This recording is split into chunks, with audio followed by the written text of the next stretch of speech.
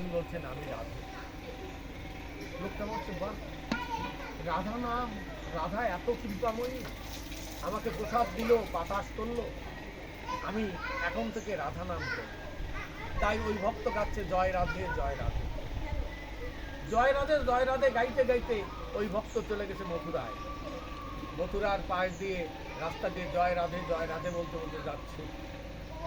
ভগবান শ্রীকৃষ্ণ শুনতে পেলেন যে কোন ভক্ত আমার রাধারানীর নাম করতে করতে আসছে। তাই শ্রীকৃষ্ণ ছুটে আসলেন, দেখলেন একটা লোক জয় রাধে বলতে বলতে। ওই লোকটা যখন আসলো, ভগবান শ্রীকৃষ্ণ ওরে বুকে নিয়ে বললো, ওরে ভক্ত, তুই আমার রাধার নাম করছিস, তুই আমার সবচেয়ে বড় ভক্ত। ভক্ত বলছে আপনি কে? ভগবান শ্রীকৃষ্ণ বলছেন আমি। তখন ওই ভক্ত বলছেন সারা জীবন তোমার নাম করলাম, তোমাকে পেলাম না, কিন্তু যখনই রাধা নাম দিলাম তখনই তোমার দর্শন পেলাম। জয় জয় রাধা রানীর প্রতি হরি হরি বল।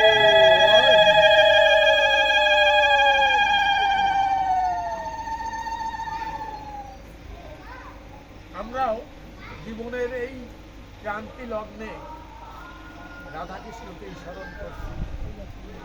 আমরা সবাই লালাবাবুর কথা জানি, যে লালাবাবু, জমিদার লালাবাবু একদিন তার জমিদারি ঘুরতে ঘুরতে এসে বিকালবেলায় শুনলেন একজন ধোপার মেয়ে তার বাবাকে বলছে, তখন তো কলার বাসনা পোড়ায় সাইডে কাপড় পরিষ্কার করতো, ওই মেয়ে বলছেন বাবা বেলা যে চলে গেল, বাসনায় তো আগুন দেওয়া হলো না। লালাবাবু মনে ভাবলেন যে আমারও তো এই জীবনের বেলা শেষ হয়ে আসছে, কামনা বাসনায় তো আগুন দেওয়া হলো না।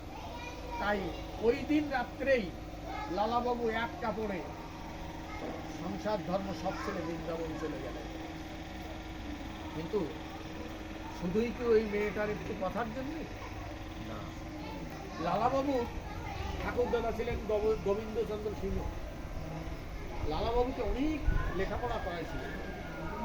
একদিন লালাবাবু তার বাবা জমিদার অবস্থায় একজন দরিদ্র ব্রাহ্মণকে 100 স্বর্ণ মুদ্রা দিলেন।